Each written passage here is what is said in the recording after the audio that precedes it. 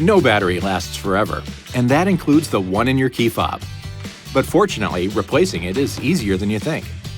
All you need is a small, flat blade screwdriver and a new battery. In this case, a CR2032 3-volt. First, slide the mechanical latch on the back of the key fob sideways and remove the emergency key. Insert a flat blade screwdriver into the gap next to the emergency key slot and carefully pry the cover slightly open. Using your fingers, separate the case.